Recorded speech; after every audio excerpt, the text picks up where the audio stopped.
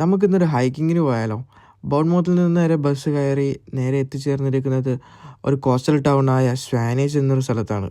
അവിടുന്ന് നമ്മൾ പോകുന്നത് ഓൾഡ് ഹാരി റോക്സ് എന്നൊരു ലൊക്കേഷനിലോട്ടാണ്. ഇവിടെ നിന്നൊരു 1 മൈലാണ് ഹൈക്കിംഗ് നമുക്ക് പ്ലാനിങ്ങിലുള്ളത്.